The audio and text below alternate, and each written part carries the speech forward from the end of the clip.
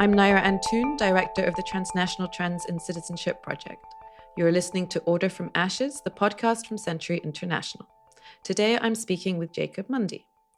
This podcast is part of the Transnational Trends in Citizenship project, where we brought together topic experts, activists, and scholars from the Middle East, Europe, and North America to see what we could learn when we break down area-based silos. Today's conversation comes out of the Militias Working Group. Jacob Mundy is an associate professor in peace and conflict studies at Colgate University. So today we'll be speaking about what you've called the militiafication of thinking around armed violence. And we have a commentary that you've written covering some similar ground. So perhaps we can begin by just saying what you mean by that. Well, as we worked through the project that you just described, I was wondering or thinking about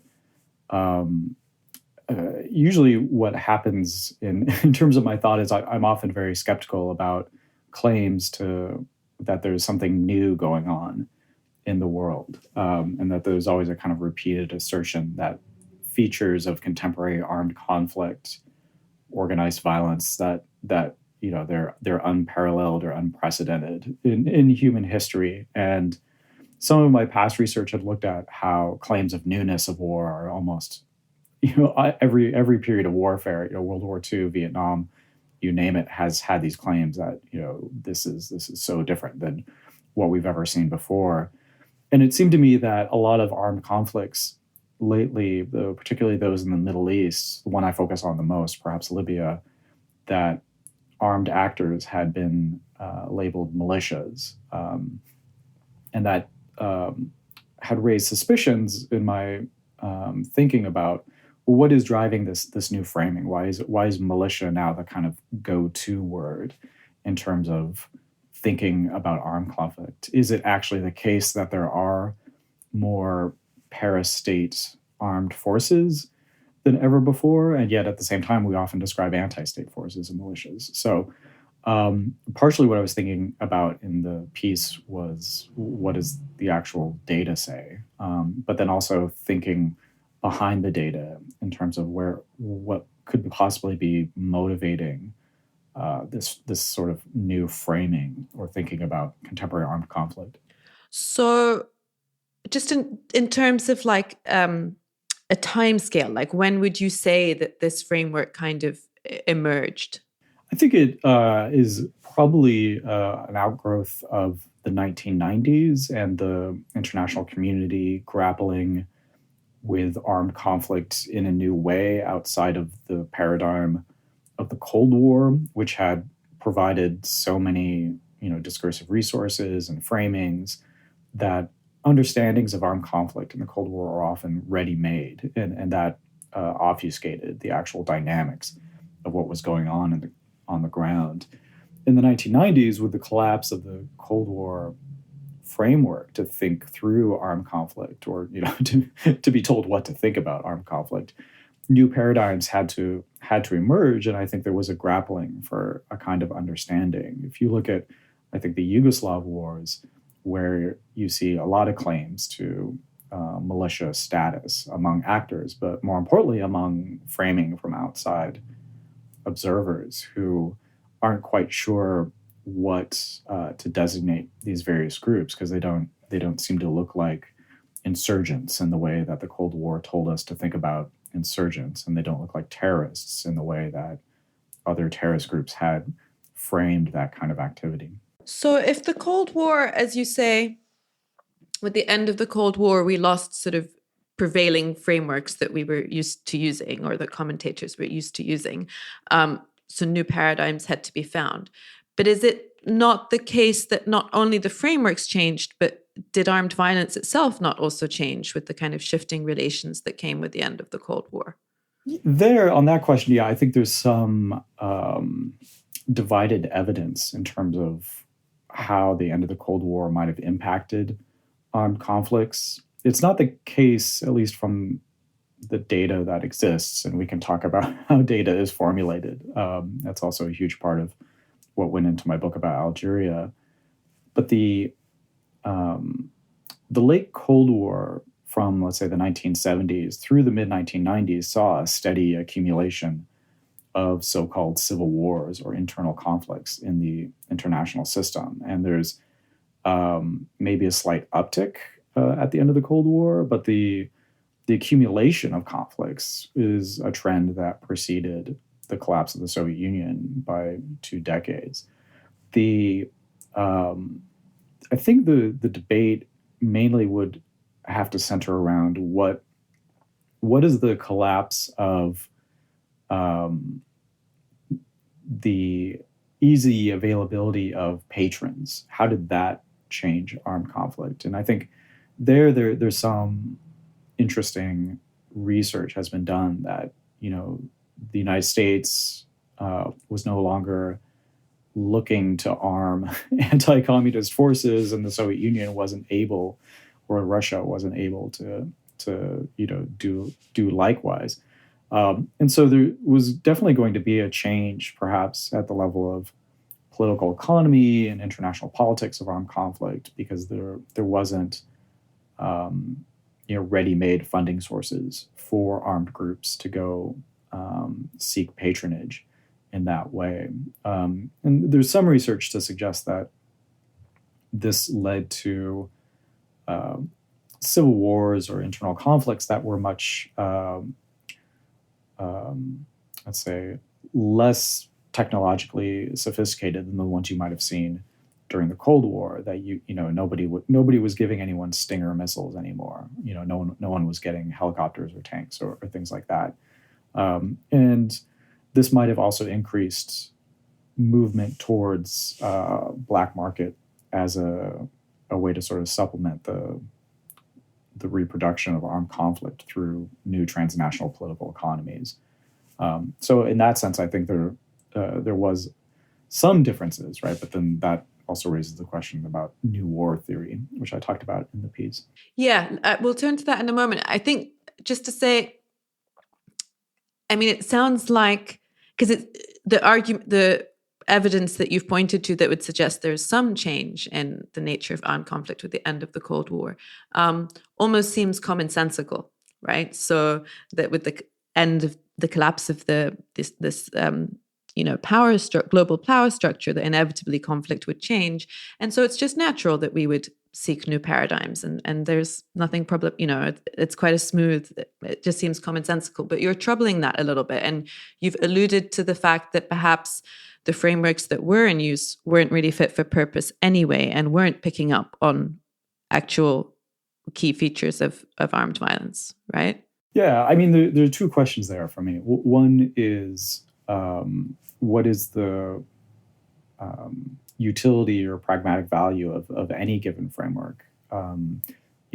Some would suggest that, well, it's, whatever is the most accurate description of reality, but I'm too skeptical. I'm too much of a skeptic to buy into that. The other one is to question why certain frameworks become dominant or become pervasive and irrespective of whether or not they capture fundamental aspects, And again, before we talk about new war theory, right, there are aspects that I think new war theory gets right, and there are aspects that are questionable. And so, to me, it's more that kind of second question of thinking about what is the relationship between a widespread adoption of a certain framework of thinking about conflict. What does that say about not only the conditions that favor its adoption, but also the conditions that gave rise to it in the first place, right? So to kind of not to disentangle how frameworks and framework versus reality, but to say that they're actually mutually affecting each other, right? So in thinking about conflict in a certain way, it actually affects the world. It's not just a reflection of the world. Right. Yeah. This project has been really interesting in that way, because by bringing together scholars, activists, and so on, working across region and actively trying to break down area-based silos, it it implicitly, I think, brings up questions that you're raising here of sort of knowledge production, right? Like, so already we're saying why is knowledge organized in this way, and we go into this politics of knowledge production. And I know you've written also about the kind of construction of the Middle East as a region, but it's quite unusual fare for a think tank, really, right? This sort of all this chat about the politics of knowledge, but because your argument here that actually this isn't just sort of theoretical abstract theory that we can just, you're an academic, that scholars can chat about amongst themselves, but actually that it has real effects on the world. And I suppose certain frameworks also make certain policies possible. I mean, maybe you can say more about like how this might link to policy or how we think about policy. Yeah, well, I mean, the most obvious case would be terrorism. That if you think about terrorism as sort of a species of organized violence, at one level, okay, maybe it's has pragmatic value in terms of explaining the world in a certain way, but we also have to think about terrorism as a practice, particularly counterterrorism.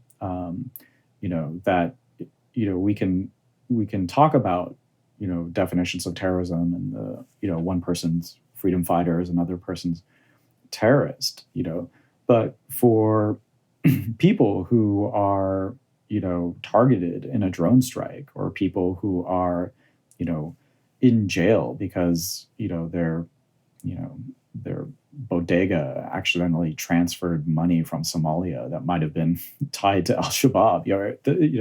That's where the rubber meets the road, and a framework can be quite powerful. To use a less sensational or spectacular example, there was out of the conflicts of the 1990s, there was a lot of research on what were the drivers of all these internal conflicts, right? And the first question, of course, we have to ask is why are they being viewed as internal or endogenized in that sense?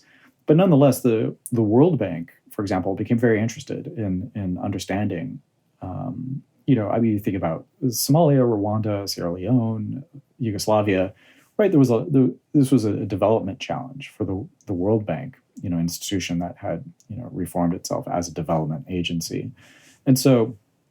A lot of this research, which was conducted by economists, particularly at Oxford University, to understand what were the so-called correlates of civil war, and their findings often dismissed identity across the board as a driver of conflict, and pointed to what eventually became a kind of framing as greed versus grievance, and that. It was actually greed was the finding, because they could correlate, for example, lootable resources with certain civil wars, right? So this framework of understanding, right, the imposition of this greed versus grievance, and that grievance was viewed as not a real reason for civil war because they couldn't find any correlations between identity and conflict, as if it happens that neatly, that the more diverse. So what about grievance as ideology or other motivating factors? Yeah. Or was it in this theory reduced to identity? Well, no, exactly, right. So they would look at is there a correlation between the number of different identity groups and conflict? As if that suffices as an indicator of how identity functions in a conflict. And they would say, okay, so we can suggest that has no effect or no bearing upon the outbreak of civil war. So we're going to look at something else. And then they focused upon lootable resources, and therefore then you get basically blood diamond based policies. And someone I worked with on an edited volume pointed out pretty masterfully, like in the case of Sierra Leone, what did all of these new laws and restrictions on diamonds do in terms of policy, right? Which were based upon this new economic thinking about civil war. One, they increased the very state power that rebel groups were rebelling against by saying that there are legitimate forms of diamond exploitation and there are legitimate ones. So if a diamond comes from an alluvial mine that is, exploited by, licensed authorities, businesses, things like that. And forget what the standards of living are for the workers, but that's an okay diamond. But if it's exploited on the by the black market or by artisanal unsanctioned miners, that's a bad diamond or something. And so not only can we see like a paradigm begin to like affect policy, but then it begins to create a new reality, a new world, right? And that it's not able to account for its own actions in the world because it doesn't view causation in this kind of entangled, dialectically unfolding kind of way. Actually, the Sierra Leone example is a really good example to explain what we mean, indeed, about like how these frameworks create the world. Okay, we'll be right back. I'm Thanasi Kambanis, director of Century International. We're the heirs to more than 100 years of international policy research at the Century Foundation. Today, we focus on the human consequences of policy crises in the Middle East and North Africa, and we try to address our findings to a wide international audience. We're especially concerned with decision makers, whether in MENA region capitals or in the West and Washington, whose decisions can greatly change the trajectory of policies in the Middle East. Please visit us at tcf.org to read our reports and listen to our podcasts. Welcome back to Order from Ashes, the Century International podcast. I'm Naira Antoun, and I'm speaking with Jacob Mundy about transnational trends in citizenship and militias specifically. So, Jacob, we were speaking about this sort of focus on militias in, disproportionate perhaps, focus on militias in intellectual and policy discussions. And you suggested that in the commentary that you wrote for us, that one of the reasons for this might be this prevalence of, new war theory, which actually you were kind of speaking about just at the end there with this greed grievance. That's also new war theory, right? Essentially, or similar, right? Yeah, maybe you can explain to us. Yeah, I mean, the greed grievance was more of a debate conducted within economics and political science and international relations, particularly among quantitatively oriented methodologies. Eventually, that paradigm was exhausted, and people had to return to the fact that identity actually does matter in armed conflict. Almost every major actor in most civil wars has been organized along ethnic lines, right? So to dismiss identity is quite absurd in that respect.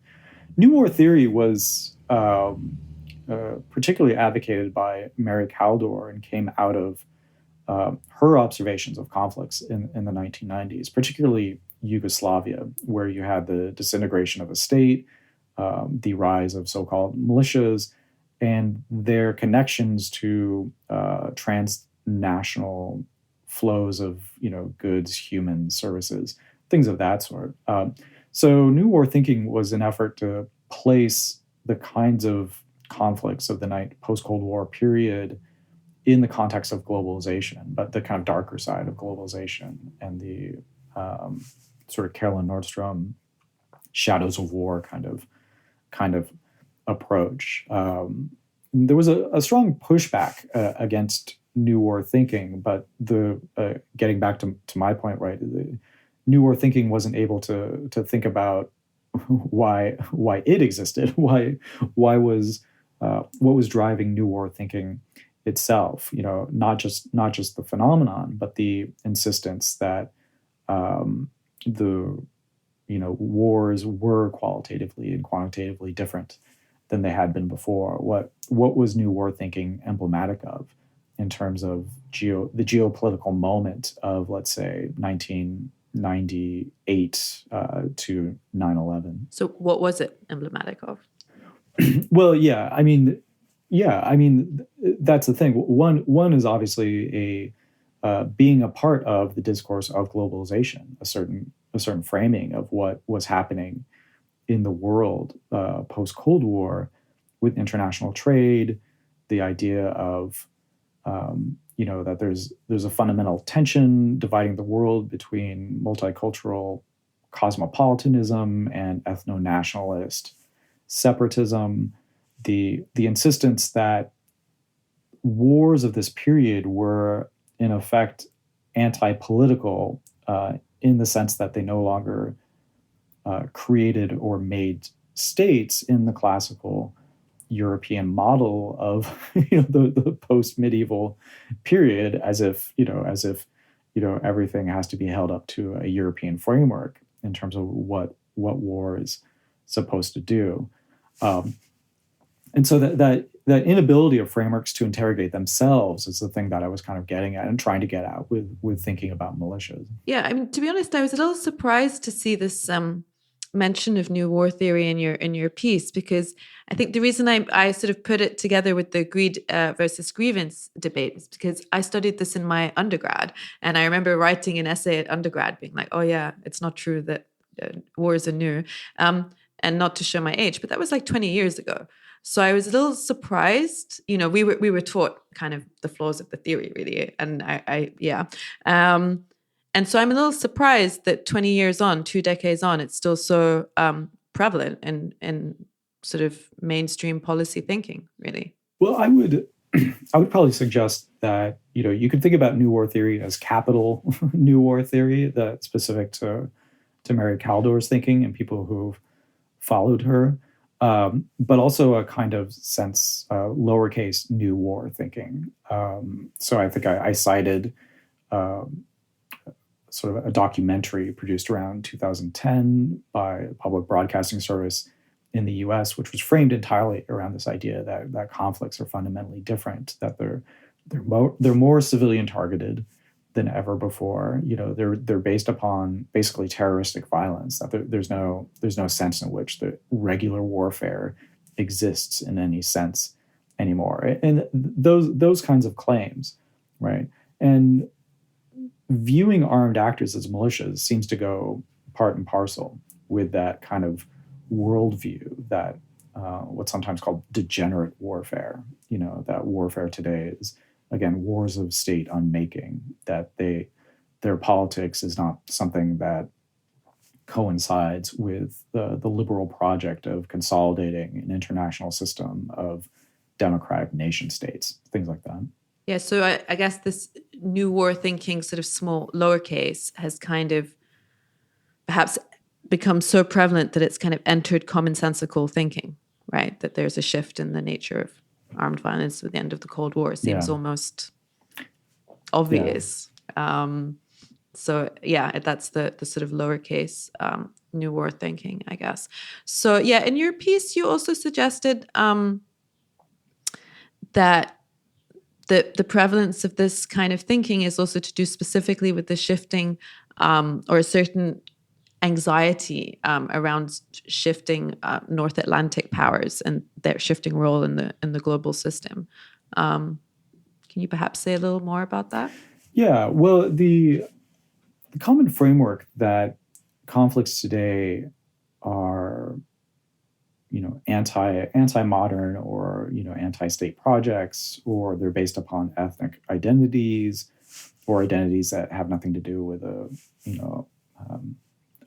a polity in the sense that we came to understand after World War II or something of that sort, that these conflicts are these sort of chaotic, forces that are tearing away at the international system, seems to me strongly correlated with a world in which the North Atlantic powers are no longer in a position to really dictate as clearly as they used to be, right? Dictate the kind of terms of the international system. So whereas, in the Cold War, we would think broadly about, violence of this sort as being political violence, right? That framing in some ways has gone away because politics in the classical sense no longer seems to hold. So in a roundabout way, what seems to me is that the militiafication, if we want to call it that, of thinking about armed conflict, this idea that conflicts are more chaotic, they're more sort of like disaggregated, violence-filled, sort of things that are eating away at the international system. It's like, well, what is the cart and the horse in this relationship? First of all, what is truly eating away at the international system, right? Is it conflicts like Libya and Syria, right? Or conflicts like Libya and Syria more an effect of other things that are going on? Is it the exhaustion of North Atlantic capitalism and how that is manifesting in terms of these conflicts, right? So instead of viewing these conflicts as sort of the barbarians at the gate, right?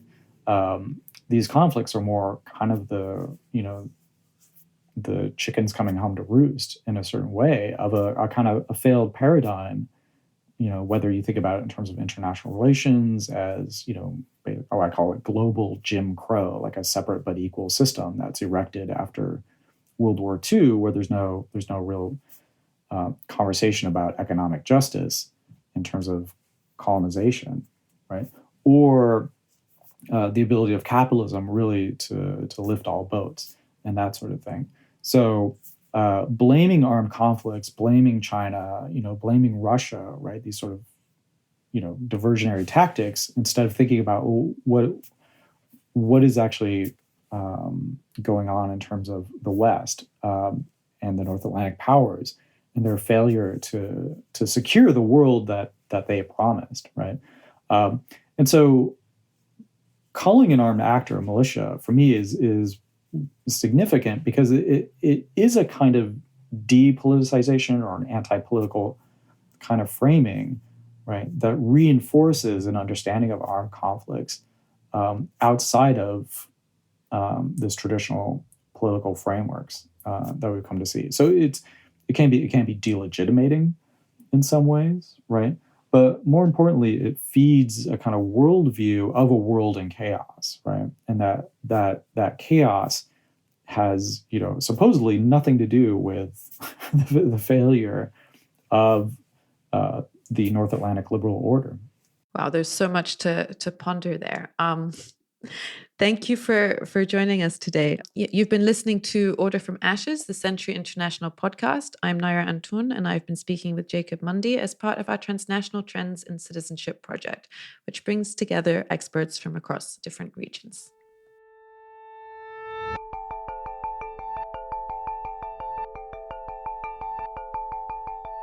The Order from Ashes podcast has been brought to you by Century International.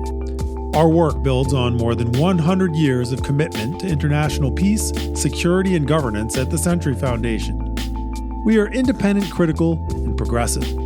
For more information about Century International's work, please visit tcf.org or follow us on Twitter and Facebook. We depend on audience feedback to reach new listeners.